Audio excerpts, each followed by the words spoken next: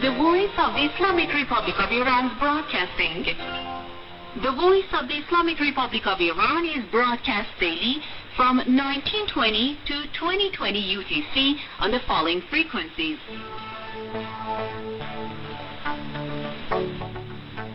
Shortwave, 31 meters, 9,855 kilohertz for Europe, and 31 meters, 9,835 kilohertz for Southern Africa, and FM 91.5 megahertz for Tehran. You can also listen to the Voice of the Islamic Republic of Iran on Hotbird, Eutelsat 3B, and IranSat or BAT5, and via Internet. Our Internet address is parstoday.com/en. And now you can listen to IRIB English Radio via your mobile phone. Please refer to our website for the details.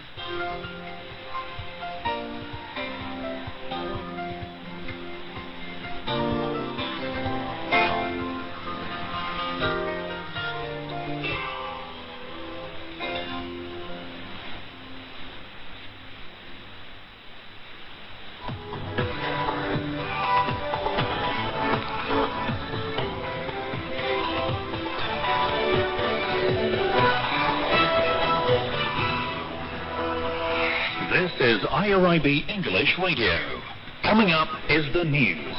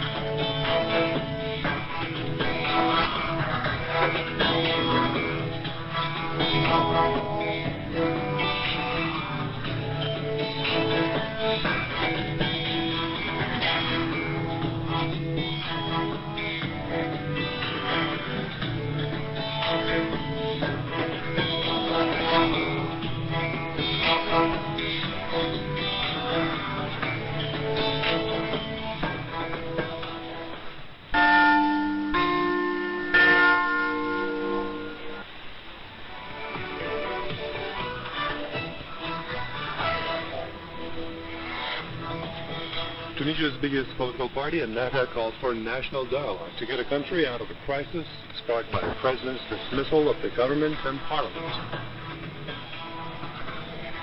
An Algerian judo athlete who quit a match against an Israeli opponent at the Olympics in solidarity with Palestinians. Indonesia registers 2,000 coronavirus deaths and a new daily record. Also reports more than 45,000 new cases.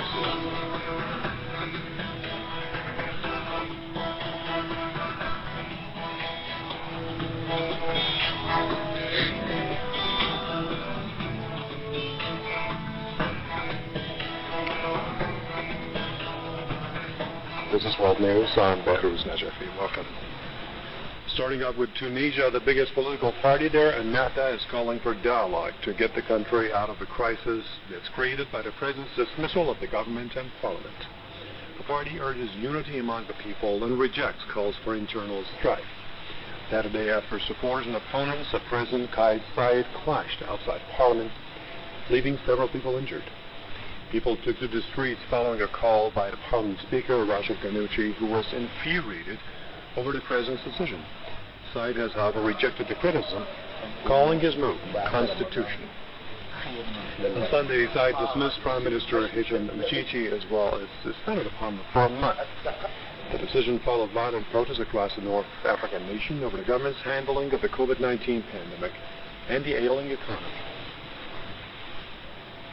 Let's take a look at Lebanon now. Najib Mikati is set to begin his bid to form a government there, and that a day after he was designated as the new prime minister. Mikati is due to hold consultations with leading political parties to form the long-awaited government. On that marks the third such attempt by a politician in a year. Last week, Prime Minister designate Saad Hariri failed to form a cabinet and stepped down. He cited differences with President Michel Aoun. Lebanon has been run by a caretaker administration since August last year. And that's when the government resigned in the aftermath of a devastating explosion in the Beirut port. The political vacuum has fueled Lebanon's financial crisis. Mikati has pledged reforms and transparency. The Iranian parliament speaker has arrived in Syria on an official visit. Mohammed Ghalibaf's trip will mostly focus on trade and economic cooperation.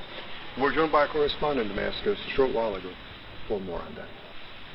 Mr. Ghalibaf arrived at Damascus International Airport just a while ago. He was received by his Syrian counterpart, Hamoud al-Khabbab, over there. Mr. Ghalibaf is expected to stay in Syria for 2 days.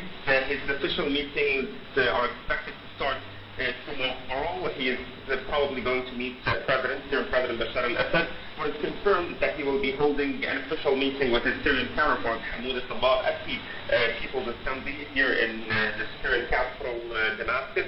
Then he will be also meeting at the evening with Syria-based Palestinian factions. Mr. Ghalibaf stressed that his visit is very important to develop relations between Syria and Iran, and particularly in the economic sector, especially now as the reconstruction process is starting in Syria after the Syrian government, the Syrian army was able to regain control of most parts of the country. He also said upon his arrival at Damascus International Airport, Mr. Ghalibaf, that Syria is a very important country in the resistance front, in the resistance alliance in the region, and he stressed the importance of economic cooperation between both countries, and perhaps this will be the most important topic that he will be discussing with the Syrian officials. Of course, this is just one of many visits carried out by Iranian officials to Syria, and also by many Syrian officials to Iran, which also always reflects the strength of relations between both countries, especially it's a message, according to many analysts, to all of the enemies of this resistance alliance, that those two countries will remain strong with their alliance, will remain allied, and will remain supporting each other.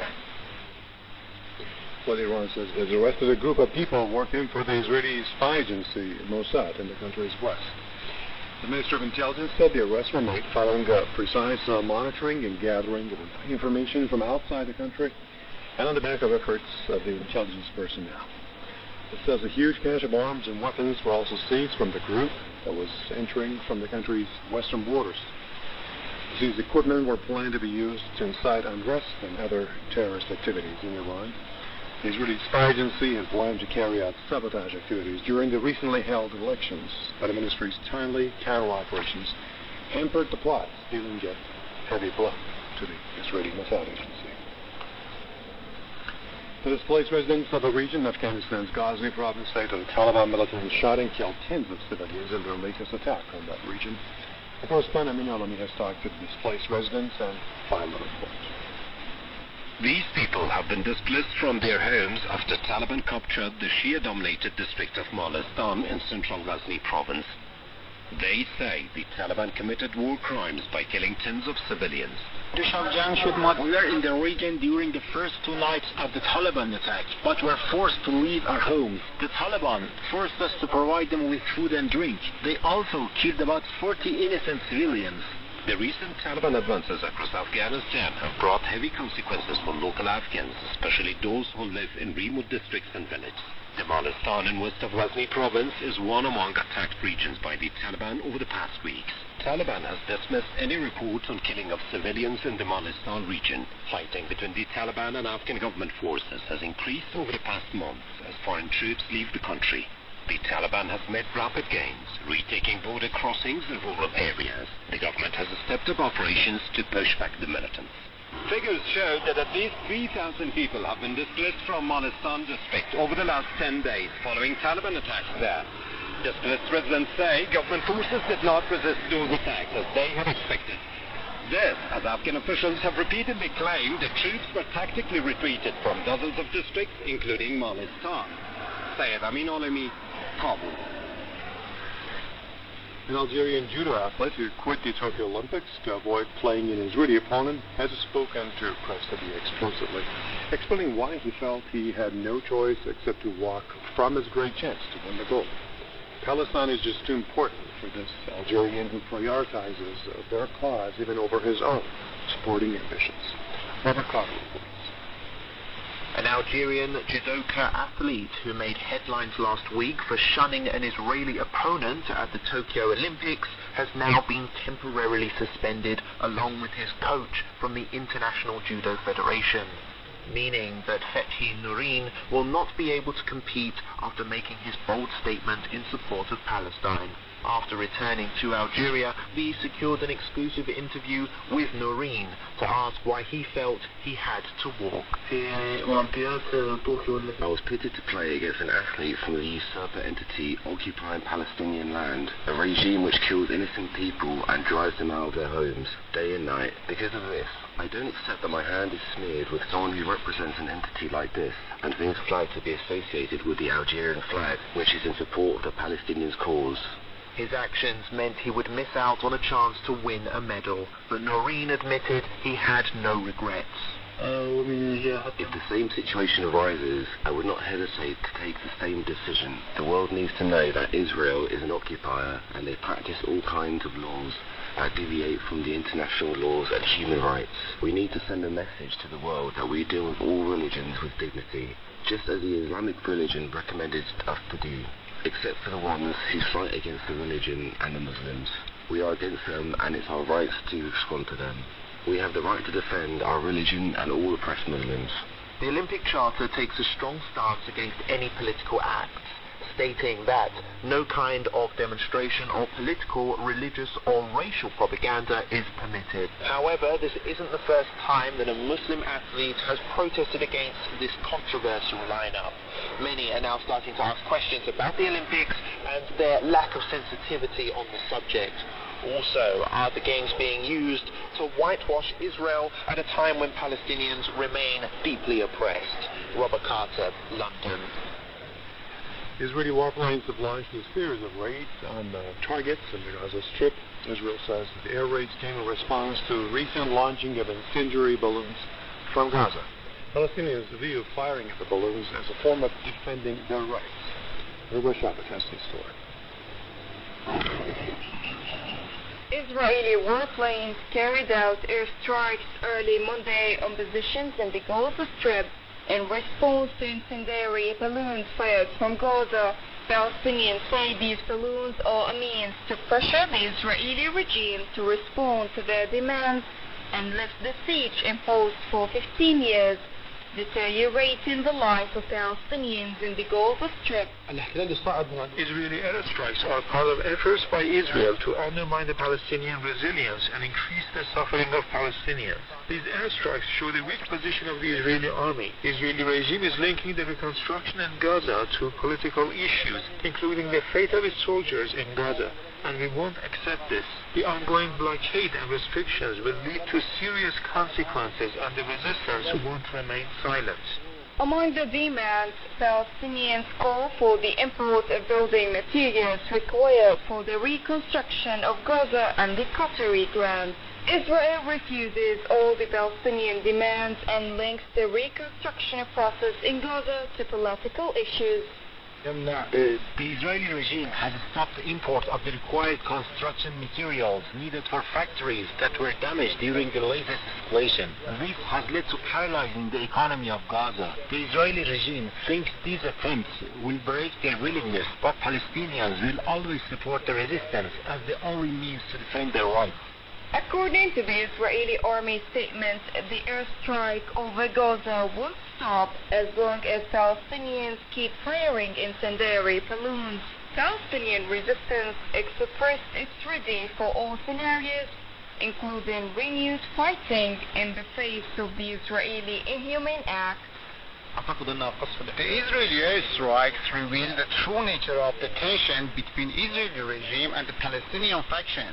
There are many issues that need to be resolved, including reconstruction of Gaza. If Israeli regime keeps ignoring the Palestinian demands, we won't sit idle. Palestinians here say the Israeli airstrike is an attempt to put pressure on resistant groups to give up on their demands. Palestinians also stress they will keep firing incendiary balloons until Israel lifts its crippling blockade and ends restrictions imposed on the reconstruction of the war-ravaged Gaza. Gaza. A total of 14 Palestinian prisoners held in Israeli jails have gone on hunger strike in protest at their illegal detention. Mike Kendall reports from the West Bank. 10 months ago, Israeli forces arrested Palestinian football player Jivar al-Namoura and held him behind bars without charge or trial under what's known as administrative detention, deemed illegal based on international law. 3 months later, his pregnant wife gave birth to their first child, a daughter named Julia. This month, his administrative detention order was supposed to end. However, the Israeli regime extended his illegal detention. Almost 2 weeks ago, Jivar started an open-ended hunger strike, protesting his illegal detention and hoping to see and cuddle his 7-month-old Julia. After 3 months of Guevara detention, I gave birth to Julia. This is our first child. So can you imagine how hard his imprisonment is for all of us? It's even harder because there is no charge against him, and his detention is being renewed. It's not easy neither for him nor me and Julia. We have the right to live a normal life. Jivar is not alone. At least 14 other Palestinian prisoners held in Israeli jails are on hunger strike in protest of their unfair administrative detention without charge or trial. The Prisoners' Affairs Commission revealed that Israeli prison authorities maltreat the hunger-striking detainees and had moved them to solitary confinement to force them in their protests. Israel uses the so-called administrative detention policy to arrest and hold Palestinians without filing formal charges. Tel Aviv insists that they were arrested on secret reports which are inaccessible to prisoners and their lawyers. Human rights groups say Israel should either prosecute those prisoners or release them, especially that the detention orders can be renewed indefinitely, and the detainees could even stay in prison up to 10 years. The Israeli occupation regime continues to use this aggressive policy regardless of the global demands to end using it. That's why we believe that the hunger strikes are important, but they could not force Israel to stop using this policy. Israel holds some 5,000 Palestinians in its jails, including hundreds who are held behind bars without any charge or trial. For the Palestinian prisoners, the hunger strike is an attempt to expose Israel's illegal policy of administrative detention that must come to an end. Israel, however, continues to be intransigent in dealing with the hunger strikers' legal demands to make sure that no more prisoners would follow the same path in the future. ونقدر in front of Hoffer jail, west of occupied Ramallah. In other news, Indonesia has registered 2,000 new COVID deaths, marking a new daily record since the beginning of the pandemic in early 2020. Health officials also reported 45,000 new infections, bringing the caseload to 3.2 million. Now, this after the country this week loosened the virus curves by allowing small businesses to reopen after a 3-week partial lockdown. Indonesia has registered more new COVID cases than any nation in the world this month, and that's due to the spread of the Delta strain. The Southeast Asian country has reported a total of nearly 87,000 deaths. Vaccination levels also remain low. Less than 7% of the 270 million population has been fully inoculated. The Japanese capital has registered a record number of coronavirus infections amid the ongoing 2020 Summer Olympic Games. Tokyo reported 2,900 cases, almost double the number a day before. Hospitals in the city have been overwhelmed by the fifth wave of the pandemic that's fueled by the Delta variant. Tokyo and its surrounding areas are already under a fourth state of emergency, which will run until after the Games. The Japanese Prime Minister has ruled out suspending the Olympics despite widespread calls from both inside and outside to cancel the event amid fears it may turn into a super spreader. Despite tight restrictions, 155 cases have so far emerged involving athletes and others. That's a wrap for this news bulletin. Goodbye.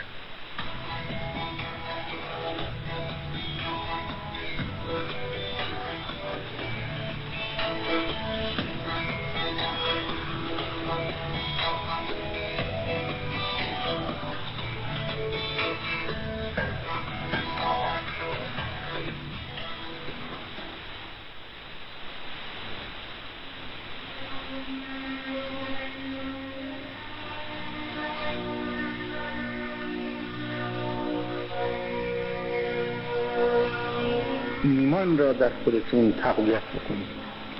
ایمانی که هم در اینجا شما را شرافتمند می کند و هم در پیشگاه حق آبرو دارید و با آبرومندی وارد میشید به تعالی.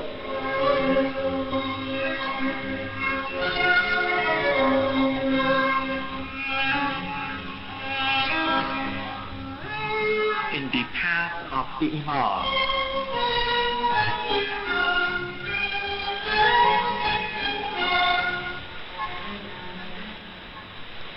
Dear listeners, we're going to continue our discussion of the founder of the Islamic Republic of Iran, Imam Khomeini's testament. In today's program, we're going to discuss another part of the Imam's testament where he exposes the enemy's plots for forging rift between universities and seminaries. Please stay with us.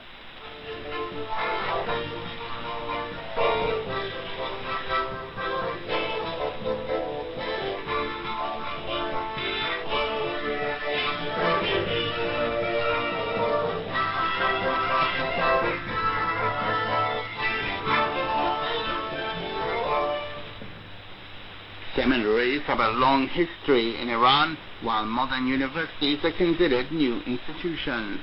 Although the older form of academic education dates back to over 1,000 years in Iran. This is proved by the Jundi Shahpur University in Khuzestan province, which dates back to the Sassanid era. The first modern university was founded in Iran in 1934, and by the name of Tehran University. However, seminaries date back to the first Islamic century. Seminaries have shouldered the responsibility of educating Iranian teenagers and young people before the entry of university to the country. As a result of Western propaganda, seminaries are considered as the center of religious teaching with no link to rationality and rational education. But with the entry of faithful and devoted students into universities in the 1950s, gradually there emerged congruity and convergence between these two educational institutions. Among alongside the formation and reinforcement of the despotic climate in the country and further assistance between university and seminary students, the political ruling system was more and more criticized by both centers. Imam Khomeini's high emphasis on the necessity of cooperation between universities and seminaries broke the negative mentality among the members of the two centers and society at large. Furthermore, the presentation of new political and revolutionary ideas by him strengthened his base among academics.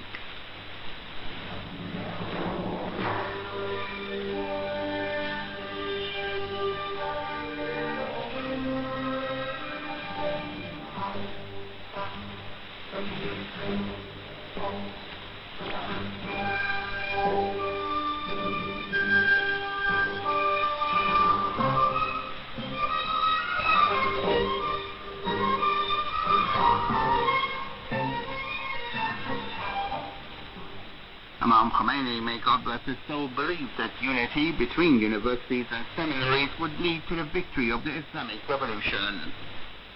After the triumph of the Islamic Revolution too, he considered this cooperation and unity very effective for the growth and bolstering of the Islamic Republic system of government. In view of this, he wrote in his testament, "Among the devilish schemes of the big colonial and imperial powers or exploitative powers that have been implemented for many years and has reached its climax since the era of Reza Khan and pursued by Muhammad Reza I, different ways is to isolate the clergy. In the era of Reza Khan, it was pursued through pressure, through suppression, defroquing, imprisonment, exile, disrespect, execution, and so on. And in the era of Muhammad Reza, it was pursued by scheme and other ways, one of which was forging hostility between academic and clergymen, which with propaganda was carried out in this field. Unfortunately, due to the unawareness of both strata about this devilish plot of superpowers, it yielded greatly. On the one hand, from schools to universities, it was trying to appoint the teachers, professors, and university chancellors from among Western educated individuals, and those who were deviated from Islam and belonged to other religions, and the committed faithful were placed in a minority in order to train the effective stratum, which would take the rule in future from childhood to adolescence up to youth in a way that would hate religion in general and Islam in particular, and that they would hate clergymen.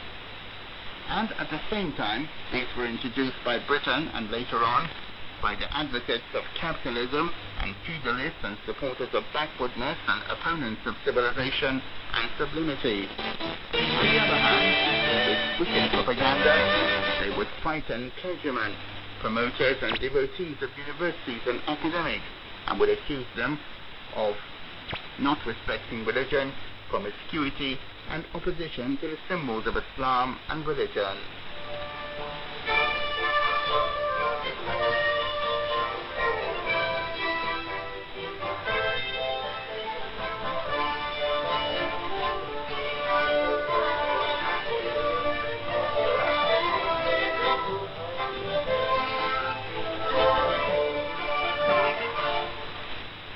Imam Khomeini, may God bless his soul, further wrote in his testament, "The result of those policies is that politicians and statesmen were opposed to religion, Islam and clergymen, and the faithful, whereas the masses of people who liked religion and clergymen were opposed to the government and the ruling system and whatever belonged to it. And the deep differences between the government and nation and academic and clergymen opened the way for looters to the extent that all affairs of the country were in their power and all reserves of the nation were poured into their pockets, so that you saw what happened and what was going to happen to this oppressed nation. Now, with the grace of God and the struggle of the nation, from clergymen to academics and to ordinary people, workers, farmers, and other strata of society have torn up the chains of captivity and broken the dam of the power of superpowers and rescued the country from them and their lackeys. My advice to the present and the future generation is that they should not neglect its history, and that the academics and The courageous young people and clergymen and students of Islamic sciences consolidate the bond of friendship as much as possible between the seminaries and the universities, and never be negligent of the plots and schemes and conspiracies of the deceitful enemy. And as soon as they see a person or persons who try with their words or deeds to sow differences between the seminary and the university, to guide and advise them. And if it is not effective, leave him alone and isolate him so that they do not let the conspiracy to take root.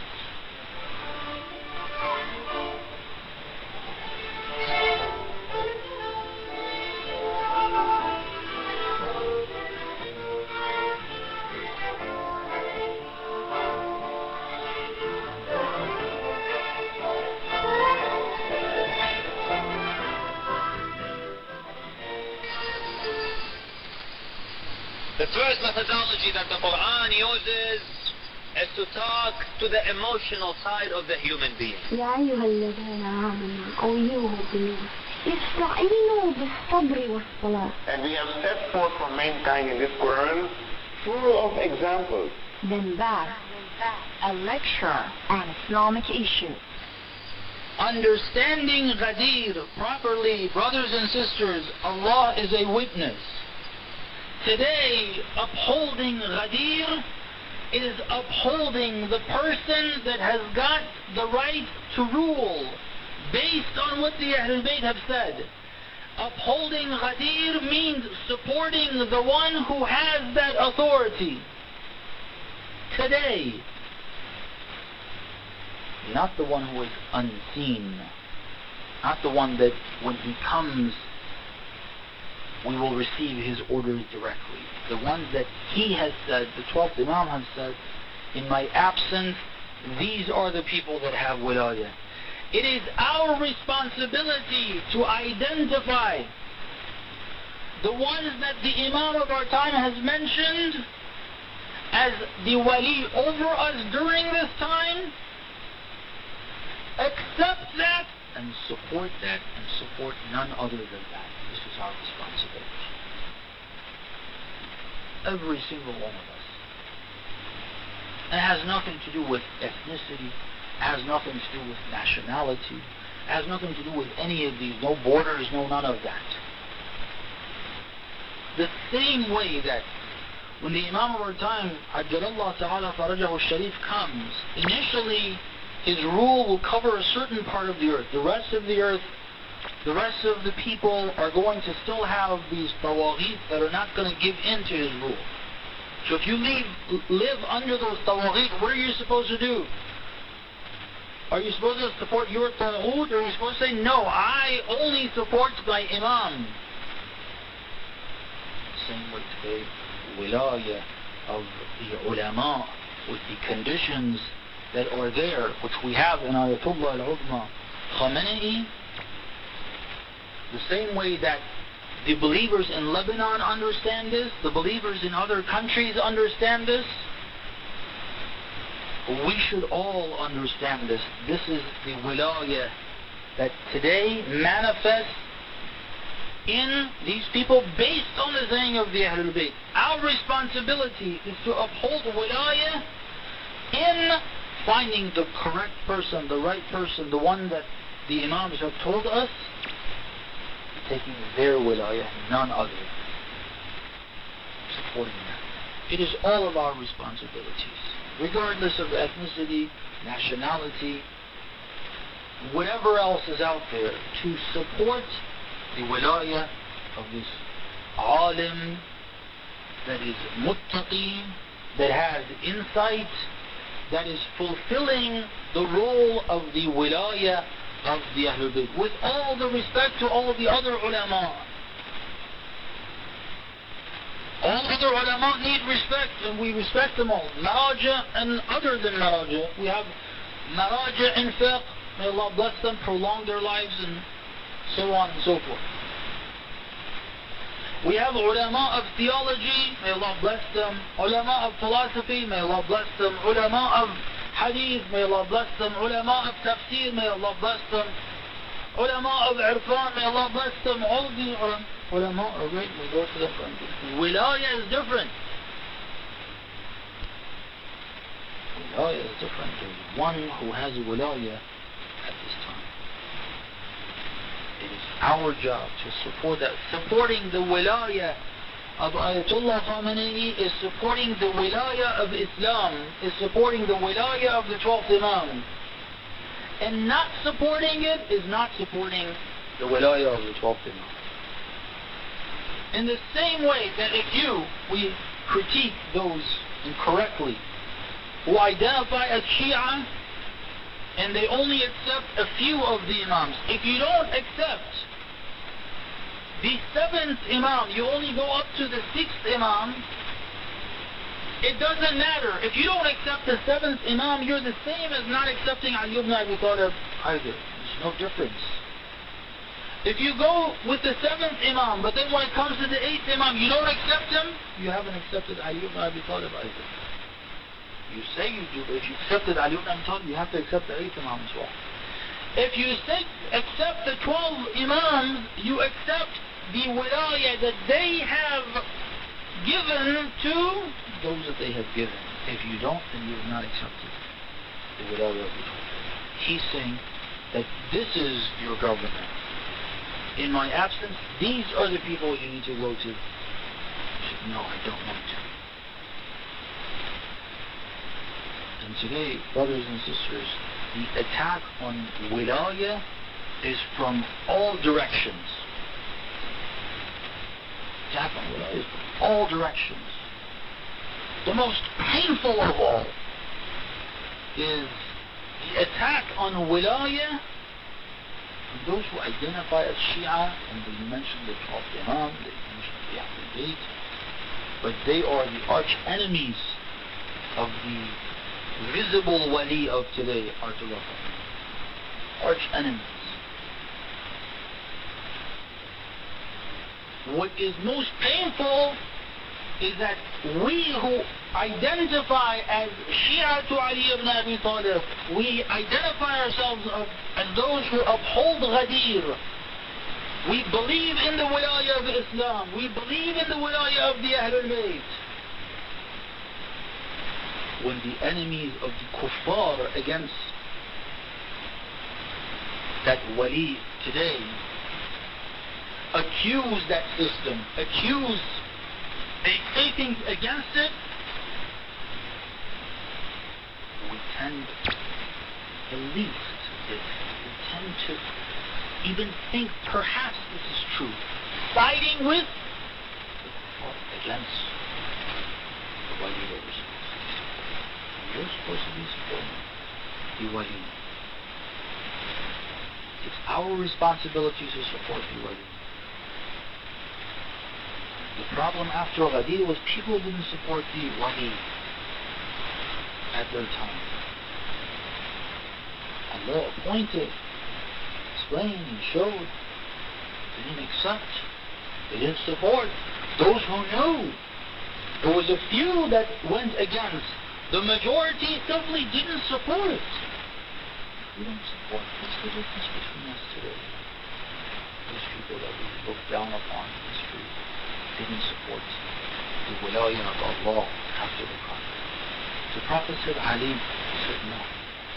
The Imam of our time says, these people, he said no. Inshallah, Allah help us. Allah. It has become so difficult, brothers and sisters, this attack on wilayah, that even saying these words makes a person think, should I even say this? After it's clearer than the sun itself. After the evidence is overwhelming beyond imagination, and it's crystal clear for a person that this is what the Imam of our time has said and runs it, and right now he is supporting this man. He's the wali today.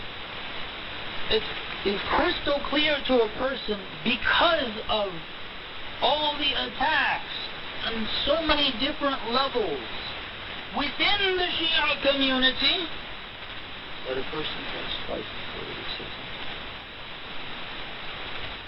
those who know it censor themselves.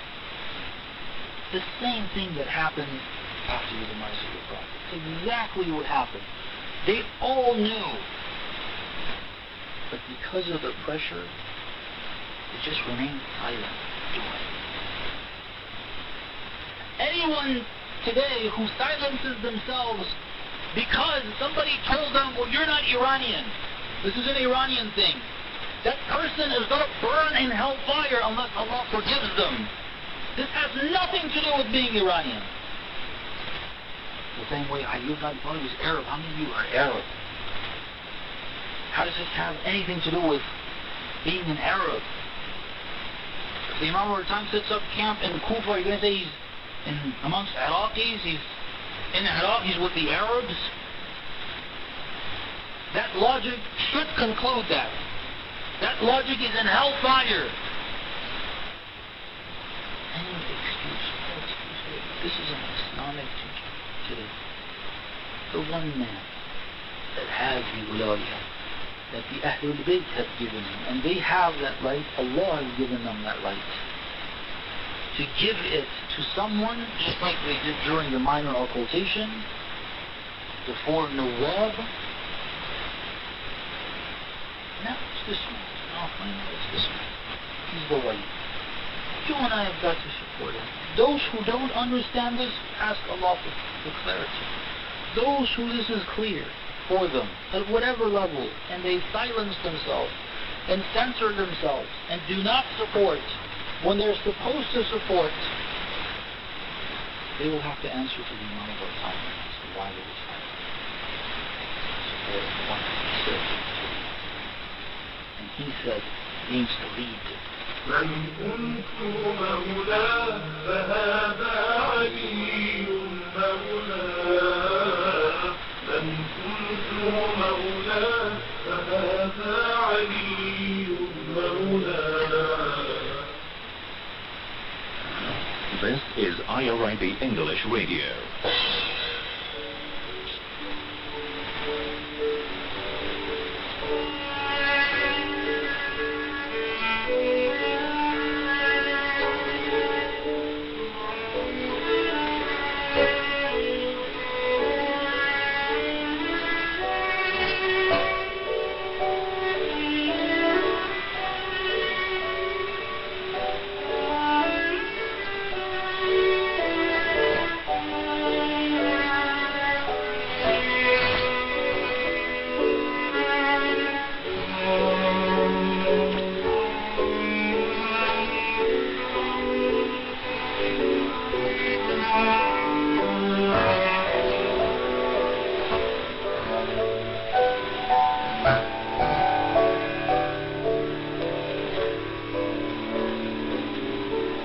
Please log on to our website, www.parstoday.com/ES.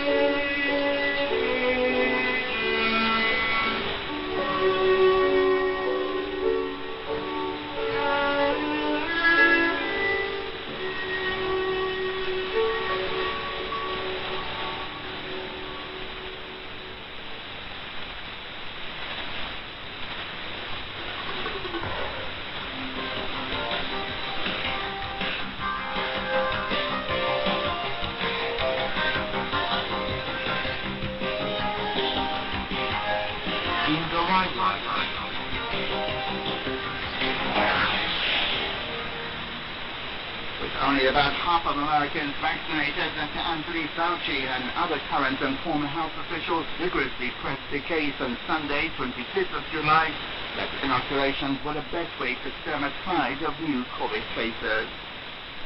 Dr. Anthony S. Fauci warned on Sunday, 25th of July, that the coronavirus pandemic is now going in the wrong direction in the United States, because too many Americans are still choosing not to get vaccinated. The article you're about to hear has been written by the New York Times journalists Pam Bellard, Azi Taberer, Danielle Slotnick, and Herbert Jimenez. The piece is titled, "It's Not Going to Be Good. Fauci sounds alarm over low vaccination rates fueling COVID surge." Please stay with us for more. With only about half of Americans vaccinated, Dr. Anthony Fauci and other current and former health officials vigorously pressed the case on Sunday, 25th of July, that inoculations were the best way to stem a tide of new COVID cases.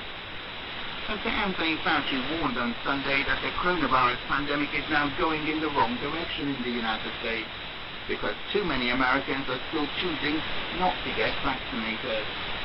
Asked on CNN's State of the Union program about projections in recent statistical models that COVID-19 cases and deaths could surge in the coming months if vaccination rates don't increase, Dr. Fauci said it's not going to be good. With about half of Americans not yet vaccinated and the fast-spreading Delta variant of the coronavirus circulating, Dr. Fauci and a range of current and former health officials expressed exasperation at the situation on Sunday and vigorously pressed the case that vaccination is the best and most effective way to stem the tide of COVID cases. It is really a pandemic among the unvaccinated, Dr. Fauci said, adding, "It's like you have two kinds of America. You have the very vulnerable unvaccinated part, and you have the really relatively protected vaccinated part. If you're vaccinated, you are in a very different category than someone who is not vaccinated." The situation is so dire that in recent days, even some Republican governors in low vaccination states have been pointedly exhorting people to get a COVID vaccine. On Sunday, 25th of July, on CNN, Governor Asa Hutchinson of Arkansas said, "With a new school year on the horizon, this is a pivotal moment in our race against the COVID virus," adding that what's holding us back is a low vaccination rate. Governor Asa Hutchinson of Arkansas, a Republican, said he has been holding town hall recently, which he credited for a 40% increase in vaccination. Still, he added that certainly the resistance has hardened among some people. It's simply false information, he said. It's a myth.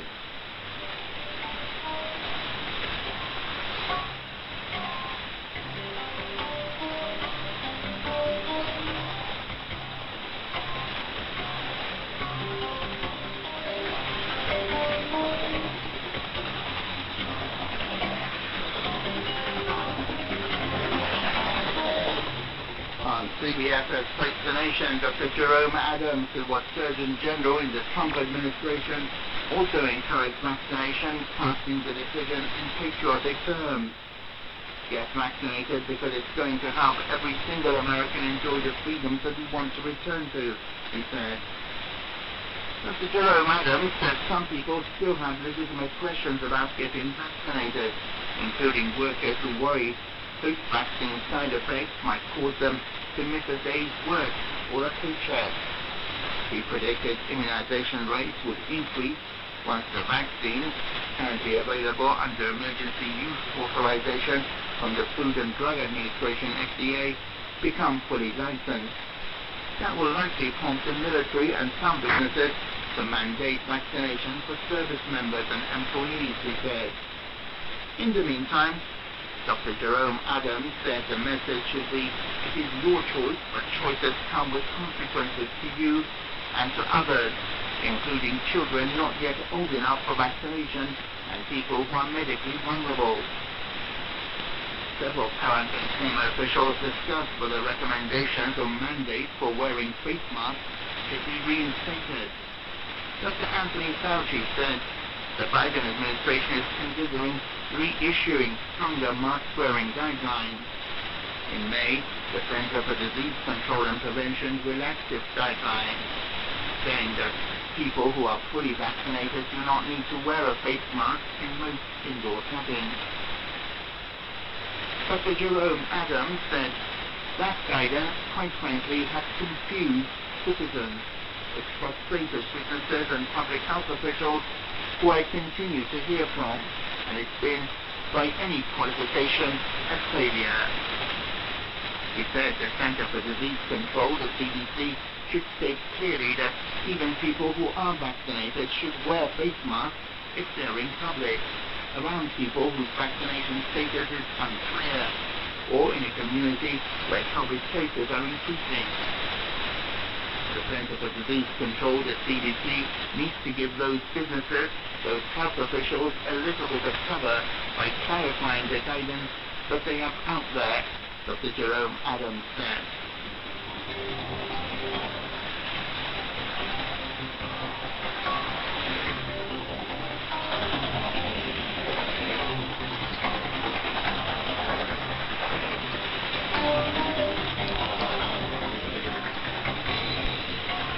Meanwhile, as the Delta variant of the coronavirus spreads through unvaccinated populations in the United States, many municipalities, colleges and businesses are weighing not only whether to require vaccination, but also whether to reimpose wearing a face mask indoors. Dr. Rochelle Walensky, the director of the Center for Disease Control and Prevention, the CDC, said on Thursday, 22nd of July, that her agency had no plans to change the guidance issued back in May.